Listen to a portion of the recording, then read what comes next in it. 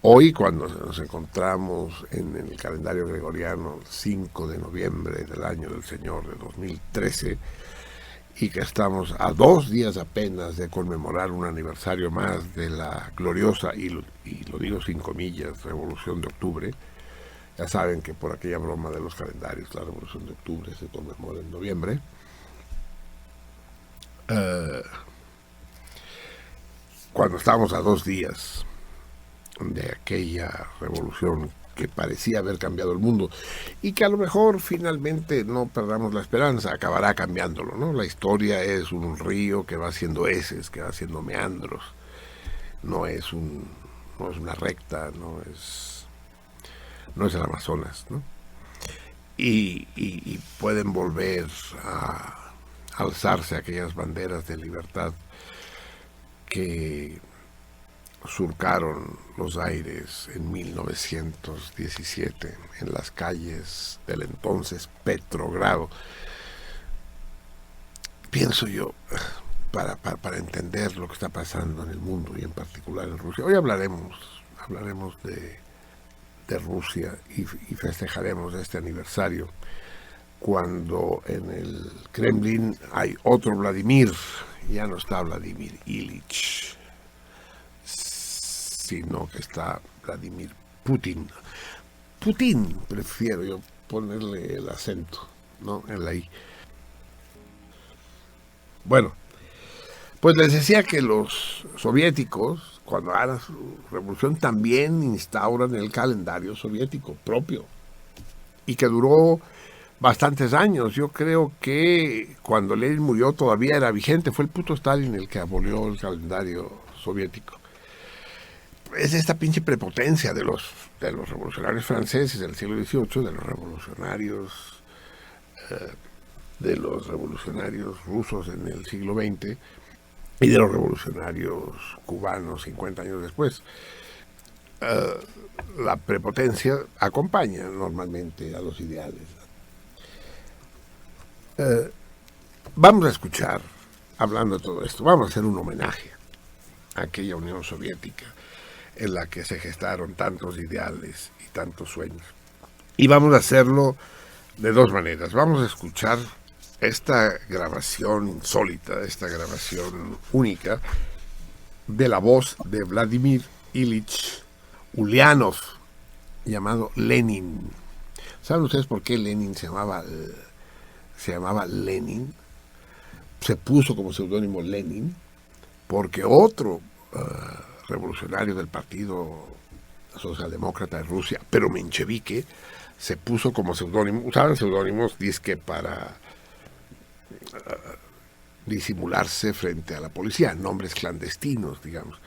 Pero finalmente, pues, ¿cuál clandestino? Es como al puto calcetín que se pone en la cara el subcomandante, que no es para pasar desapercibido, sino o inadvertido. No es para pasar inadvertido, sino es precisamente para llamar la atención. Así los seudónimos de aquellos revolucionarios. El caso es que este adversario de Ulyanov dentro del Partido Socialdemócrata se puso Volgin, es decir, perteneciente al río Volga, el río en principio más importante de Rusia. Pero pues no. Entonces Ulyanov dije, entonces yo voy a hacer Lenin por el río Lena, que es más largo, más caudaloso y geográficamente más importante. El hecho de que esté en casa de la chingada, ya en la frontera con Mongolia, me vale madres, ¿no? Yo soy más ambicioso que tú. Y por eso Vladimir Ilich Ulyanov, Vladimir, hijo de Ilie Ulyanov, se llamó Lenin. Pero es una pendejada decir Vladimir Ilich Lenin, como si Lenin fuera su apellido. No. O decimos Lenin a secas, o decimos Vladimir Ilich Ulyanov. O Vladimir a secas, ¿no? Homónimo del actual Putin. Pues bien, escuchemos la voz de Lenin dirigiéndose a un mitin en la Plaza Roja en una fecha no precisada del año de 1918. Es posible, aunque nuestras investigaciones no lograron concluirlo, que sea precisamente en el primer aniversario de la toma del Palacio de Invierno en Petrogrado, ya entonces llamada, no, se seguía llamando Petrogrado, no fue bautizada como Leningrado, sino años después, 1924, con la muerte de Lenin. No vamos a escuchar toda la intervención, o sí, la escuchamos toda. ¿Cuántos minutos dura? ¿2 minutos? ¿A poco en 2 minutos dice todo esto el cabrón? Ha de ser una lengua muy sintética, el pinche ruso, cabrón, como taquigrafía, hijo, estenografía. No se las voy a traducir todas, pero les voy a traducir el inicio y el final. Y al término de la intervención de Lenin vamos a escuchar emocionados el himno soviético. ¿Saben ustedes que el actual himno ruso del régimen neozarista de Putin y compañía es el mismo que el himno de la Unión Soviética? Simplemente le cambiaron la letra a los hijos de su pinche madre, ¿no? O sea, usan los mismos calzoncillos, le cambiaron la etiqueta. Y es que es muy hermoso el himno compuesto por Alexander Alexandrov, que es el fundador también de los coros del Ejército Rojo. Lo interpreta obviamente el coro del Ejército Rojo, pero con la letra soviética. Desgraciadamente no encontramos la letra original, la que existía antes de 1954, porque después de la muerte de Stalin le cambiaron la letra y pusieron varios versos de homenaje al propio Stalin, que después desaparecieron, después se los volvieron a quitar. No, en 1954 se las quitaron. Desde 1944 ya tenía los versos a favor de Stalin y quedan únicamente los versos a favor de Lenin, ¿no? Todo el himno a la URSS es de hecho un himno a Lenin, que es la figura emblemática, el zar rojo, como se lo llamaban. Entonces, dice Vladimir en este discurso, que fue grabado y posiblemente en un operativo técnico, en un despliegue técnico asombroso para poderlo grabar. Entonces, cuando apenas habían los primeros equipos para grabar al aire libre. Dice pues Vladimir Ilich Ulyanov, llamado Lenin: ¿qué es el poder soviético? ¿En qué consiste entonces la esencia de este nuevo poder que no quieren o no pueden comprender aún en la mayoría de los países del mundo? Su esencia, que atrae cada día más a los obreros de todas las naciones, consiste en que el Estado, que era gobernado antes de uno u otro modo por los ricos y los capitalistas, ahora lo gobiernan por primera vez aquí, y además en masa, precisamente las clases que estaban oprimidas por el capitalismo. Mientras exista la dominación del capital, mientras la tierra sigue siendo propiedad privada, el Estado lo gobernará siempre, incluso la república más democrática y más libre burguesa, una pequeña minoría, integrada en sus 9/10 partes por capitalistas o ricos. Continúa el discurso y termina: sabemos muy bien que tenemos todavía muchos defectos en la organización del poder soviético. Este poder no es un talismán mágico. No cura de golpe las lacras del pasado que heredamos, el analfabetismo, la incultura, la herencia de la guerra brutal, la herencia del capitalismo rapaz.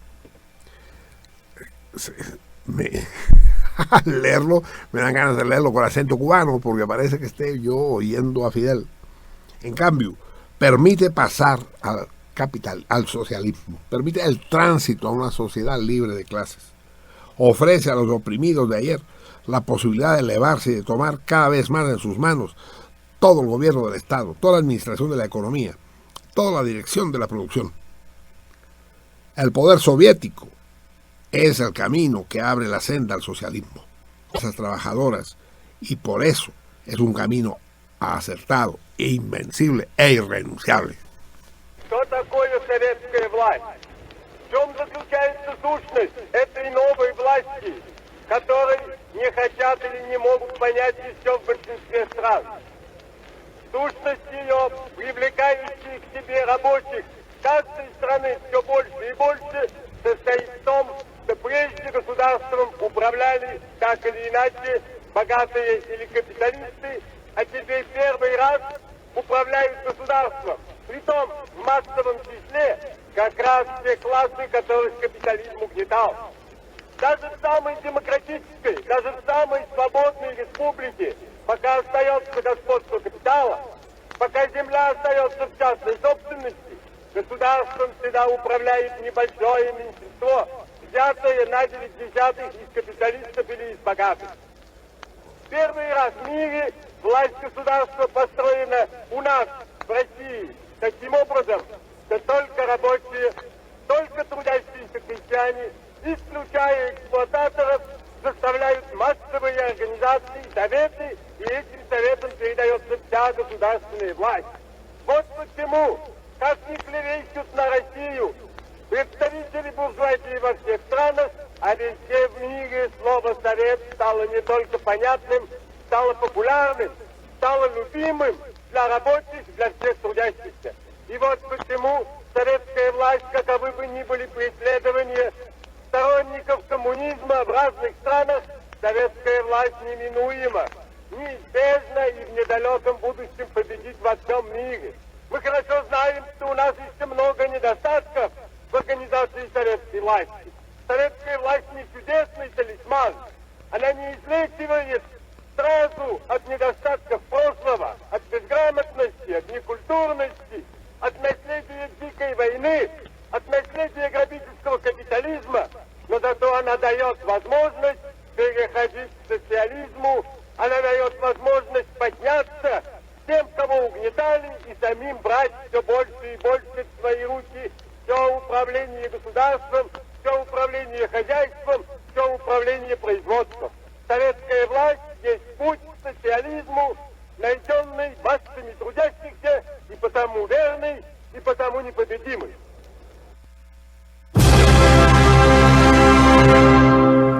Советский